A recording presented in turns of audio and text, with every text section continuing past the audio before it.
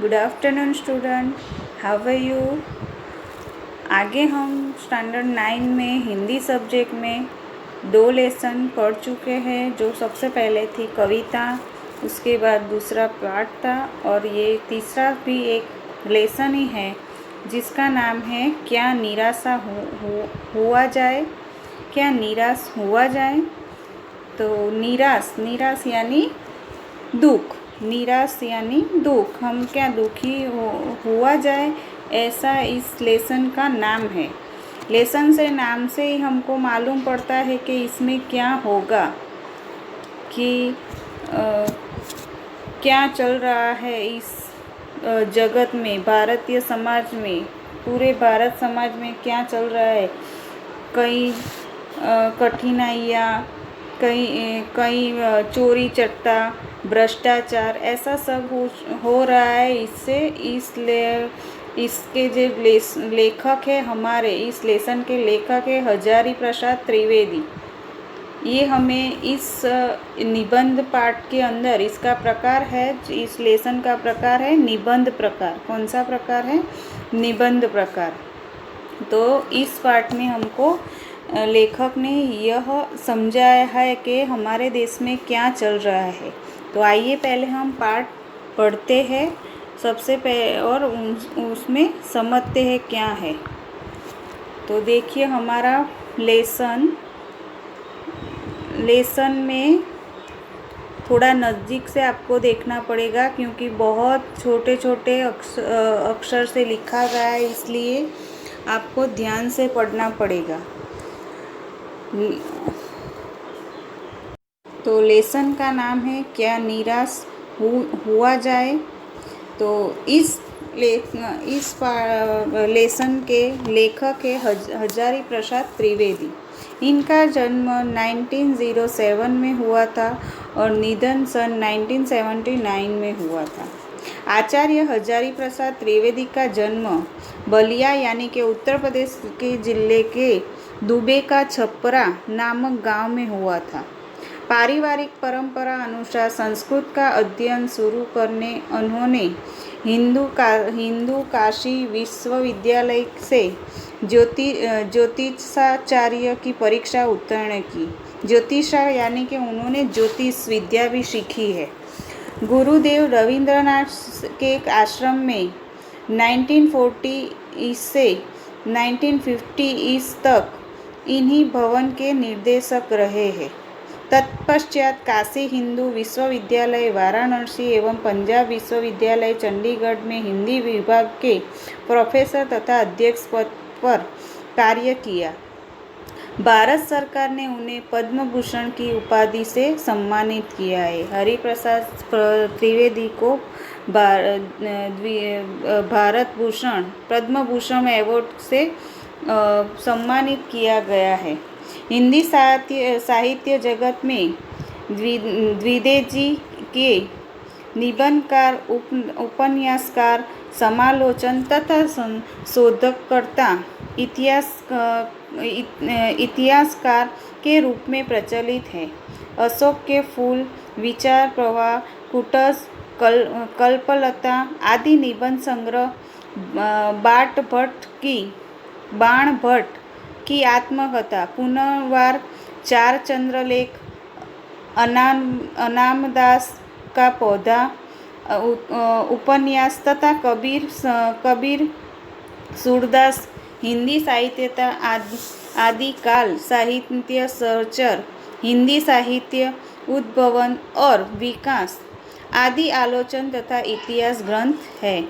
इन्होंने इतने सारे इतिहास के ग्रंथ लिखे हैं, निबंध भी लिखे हैं और आत्मकथाएं भी बहुत सारी लिखी है।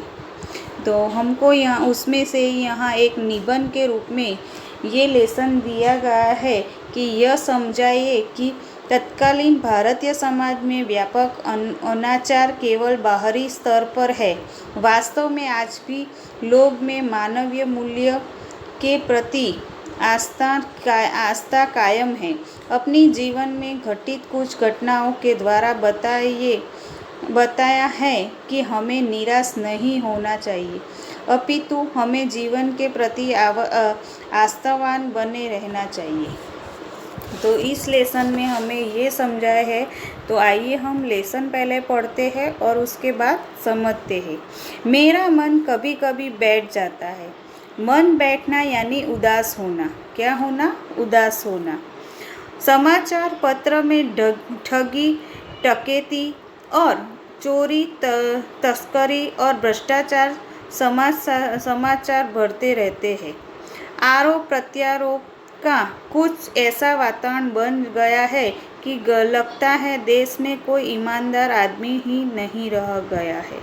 हर व्यक्ति संदेह की दृष्टि से देखा जा रहा है।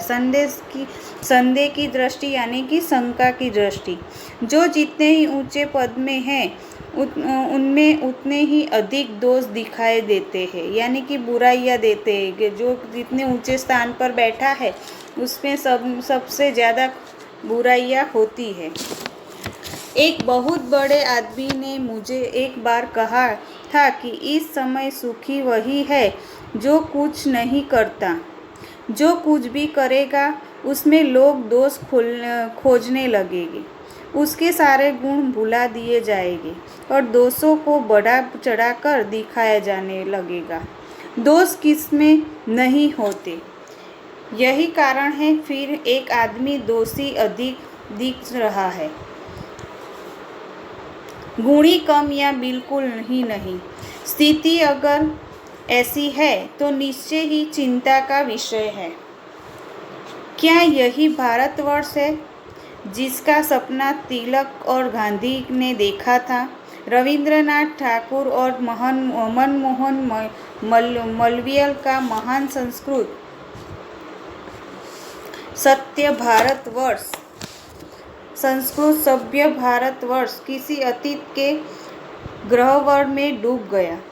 आर्य और द्रविड़, हिंदू और मुसलमान, यूरोपीय और भारतीय आदर्शों की मिलन भूमि, महान मानव समुद्र क्या सूख ही गया? मेरा मन कहता है ऐसा हो नहीं सकता। हमारे महान मनीषियों के सपनों का भारत है और रहेगा। मनुष्य यानी कि हमारे जो ऋषि मुनियों के जो आगान किया था कि हमारा भारत एक संस्कार की नगरी है, ऐसा नहीं हो सकता हमारे भारत में। तो इसमें लेखक क्या कहते हैं कि आज चारों तरफ चोरी, ठगी, डकैती, तस्करी और भ्रष्टाचार की घटनाओं का बोलबाल है। अखबार झूठी घटनाओं से भरे रहते हैं। ऊंचे पद पर बैठे लोग चरित्र भी दोषपूर्ण दिखाई देते हैं। कोई कुछ भी करता है तो लोग उसे दोष खोजने लगते हैं। परिश्रम करने वाले की हालत बुरी है और परिश्रम न करने वाले फले फूले रहते हैं। ये आज के ज़माने में बहुत सही बात है और यहाँ हमारे इस ज़माने में यही चल रहा है कि जो अच्छी तरह मजदूरी ढंग से और प्रामाणिकता से मजदूरी करता है तो उसकी कोई वैल्यू नहीं होती, पर जो भ्रष्टाचार से और बेईमानी से जो काम करता है उसके घर धन से भरे होते हैं। ये ऐसा ही इस समय भी हो रहा है। युग बदलता है तो आदर्श भी बदलते हैं। पुराने कायदे कानून भी जगह नए कायदे कानून आते हैं, उनमें अंतर तो होता ही है। आज की स्थिति भी कुछ ऐसी ही है, इसमें कुछ नया नहीं है। हर परिवर्तन के बाद ऐसा ही होता है। भारत के कभी भौतिक वस्तुओं के संग्रह को महत्व नहीं दिया है। हमारे यहाँ अध्यात्म को ही महत्व दिया गया है। मनुष्य में लोभ, मोह, काम, क्रोध आदि विकारों का होना स्वाभाविक है, पर भारत ने इन पर स्वयं रखने पर और जोर दिया है। तो इसमें फिर आगे हम देखते हैं, यही सही है कि इन दिनों कुछ ऐसा माहौल बना है कि ईमानदारी से मेहनत करने की जीविका चलाने वाले निहीर और भोले श्रमजीवी पीस रहे हैं और झूठ तथा फरेब का रोजगार करने वाले फल फूल रहे हैं। ईमानदार को मूर्खता का पर्याय समझा जाने लगा है। सच्चाई केवल भीड़ और बेबस लोगों के हिस्से पड़ती है। ऐसी स्थिति में जीवन में महान मूल्यों के बारे में लोगों की आस्था ही हिलने लगी है। यानी कि ऐसी स्थिति में जहाँ चोर चट्टा भ्रष्टाचार चल रहा है, ऐसी स्थिति में कोई किसी का विश्वास नहीं कर रहा है। ऐसी स्थिति अभी चल रही है। परंतु ऊपर जो कुछ दिखाई दे रहा है वह बहुत ही हाल की मनुष्य निर्मित नीतियों की त्रुटियों की देन है। सदा मनुष्य बुद्धि नहीं परिस्थितियों का सामना करने के लिए नए सामाजिक विधि निषेधों को बनाते हैं।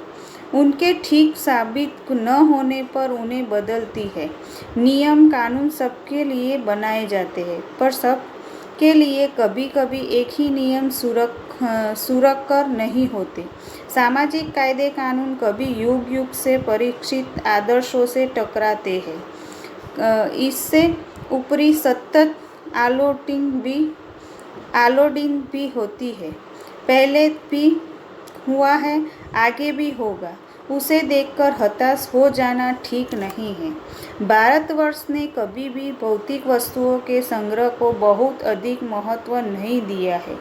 उसकी दृष्टि से मनुष्य के भीतर जो महान आंतरिक तत्व स्थिर भाव से बैठा हुआ है वही चरम और परम है। लोभ मोह काम क्रोध आदि विकार मनुष्य में स्वाभाविक रूप से विद्यमान रहे हैं, पर उनमें प्रधान शक्ति मान लेना अधिक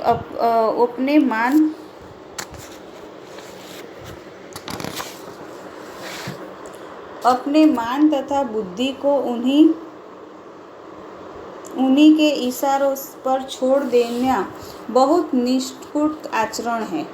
भारतवर्ष में कभी भी उन्हें उचित नहीं माने।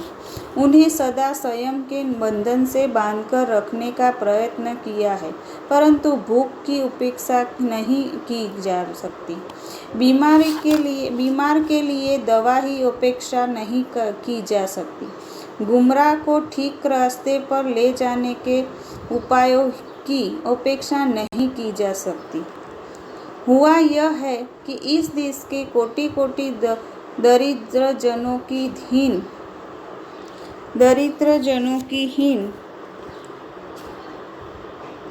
अवस्था को दूर करने के लिए ऐसे अनेक कायदे कानून बनाए गए हैं जो कृषि उद्योग वाणिज्य शिक्षा और स्वास्थ्य की स्थिति को अधिक उन्नत और सुचारू बनाने के लिए लक्ष्य से प्रेरित है। परंतु जिन लोगों को इन कार्यों में लगना है उनका मन हर समय पवित्र नहीं होता।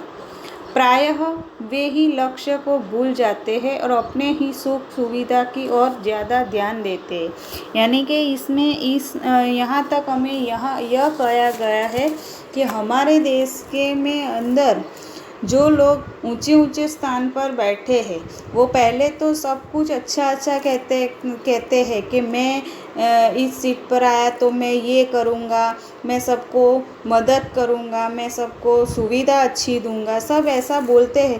पर जब वो उस स्थान पर आ जाते हैं तब वो अपना जो लक्ष्य है, अपनी जो पवित्रता है वो सब भूलकर अपनी सुख सुविधा का ज़्यादा ध्यान रखते हैं। यानी कि अपने घर ही भरते हैं धन से। वो मनुष्य यानी कि जनता की कोई उपेक्षा नहीं रखते हैं। वो जनता से कोई ध्यान नहीं रखता है। जनता सिर्फ बोलती रहती है और वो कुछ काम करते नहीं हैं। ऐसा होता है। तो यहाँ लेखक ने ऐसा कहा है कि यदि ऐसे दरिद्र लोग हमारे देश में है तो हमारा देश कैसे आगे बढ़ सकता है। ऐसे ध्यान से जो अगर ध्यान से काम नहीं किया जा सकता है तो हमारा देश का भविष्य आगे बहुत बुरा हो सकता है। ऐसा यहाँ लेखक हमें कहते हैं। आगे क्या कहते हैं कि व्यक्ति चित्त सब समय आदर्शों द्वारा चालित नहीं होता। जितने बड़े पैमाने पर इन क्षेत्रों में मनुष्य की उन्नति के विधान बनाए गए, उतने ही मात्रा में लोभ मोह जैसे विकार भी विस्तृत होते गए। वो भी सही है कि बदलते युग में, आदर्शों के बदलते युग में लोग क्या भूलने लगे हैं? अपनी मान मर्यादा, कायदे कानून भूलने लगे हैं और अपने ही जो लक्ष्य है, अपना ही ज़रूरत को पूरा करने लगे। वो धर्म कायदे कानून के विरुद्ध है, फिर भी लोग ऐसा नहीं सोचते और अपने ही मौज शौक में मशगूल रहते हैं और लोभ में गिरे पड़ते हैं। लक्ष्य की बात भूल गई, आदर्शों को मजाक का विषय बनाया गया है और स्वयं को दकियानुसी मान लिया गया है। परिणाम जो होना था वह हो रहा है। यह कुछ थोड़े से लोग हैं, बढ़ते हुए लोभ का नतीजा है, परंतु इससे भारतवर्ष के पुराने आदर्शों को भी अधिक स्पष्ट रूप से महान और उपयोगी दिखाई देने लगे हैं। भारतवर्ष सदा कानून को धर्म के रूप में देखता आ रहा है।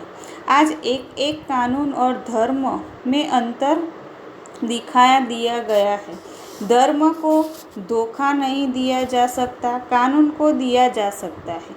यही कारण है कि लोग धर्मभीष हैं, वे कानून की त्रुटियों से लाभ उठाने में संकोचित नहीं करते। इस बात में पर्याप्त प्रमाण खोज सा सकता है कि समाज के ऊपरी वर्ग में चाहे जो भी होता रहा हो, भीतर भीतर भारतवर्ष अब भी यह अनुभव कर रहा है कि धर्म कानून से बड़ी चीज़ है। अब भी सेवा, ईमानदारी, सच्चाई और आध्यात्मिकता के मूल्य बने हुए हैं। वे दब अवश्य गए हैं, लेकिन नष्ट नहीं हुए हैं। यानी कि अभी भी ऐसे समाज में कई लोग हैं कि जो भीतर से ईमानदार और सच्चाई और आध्यात्मिक के रूप से चलने वाले हैं और इसी कारण हमारा समाज आगे बढ़ सकता है।